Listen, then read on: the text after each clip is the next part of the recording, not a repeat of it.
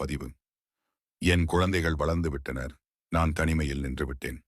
விரித்த படுக்கை விரிப்பில் கசங்கள் இல்லை இப்போது.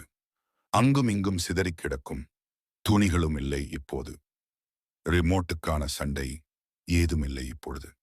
புதிய புதிய உணவு கேட்டு ஆர்ப்பாட்டமும் இல்லை இப்போது. என் குழந்தைகள் வளர்ந்து விட்டனர். நான் தனிமையில் நின்று விட்டேன். காலையில் வாசலில் விழும் செய்தித்தாளுக்கு அடிதடி இல்லை இப்போது. வீடே பெரிதாய் விசாலமாய் தோன்றுது இப்போது. ஆனாலும் எந்த அறையிலும் உயிரோட்டம் இல்லை இப்போது. நகர்த்தினாலும் நகர மறுக்குது நேரம் இப்போது. குழந்தை பருவ நினைவு படமாய் சுவரில் தொங்குது இப்போது. என் குழந்தைகள் வளர்ந்து விட்டனர். நான் தனிமையில் நின்று விட்டேன். முதுகில் சாய்ந்து யாரும் கழுத்தை கட்டுவதில்லை இப்போது. குதிரை ஏறி சவாரி செய்ய முதுகை வளைக்கும் வேலை இல்லை இப்போது. உணவு ஊட்ட நிலாவும் வேண்டியதில்லை இப்போது. உணவு ஊட்டிய பின் மனதில் தோன்றும் ஆனந்தமும் இல்லை இப்போது. தினமும் வரும் விவாத விளக்கத்திற்கு வாய்ப்பில்லை இப்பொழுது. போடும் சண்டையை விளக்கிடும் ஆனந்தமும் இல்லை இப்போது. மகிழ்ச்சியில் கிடைக்கும் அன்பு முத்தமும் இங்கே இல்லை இப்போது.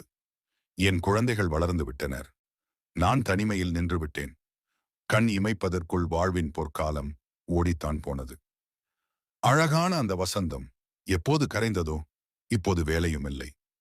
படுக்கும் கட்டிலும் விசாலமாய் தோன்றுது இப்போது. அன்பு குழந்தைகளின் இனிய குழந்தை பருவம் எங்கோ தொலைந்து விட்டது.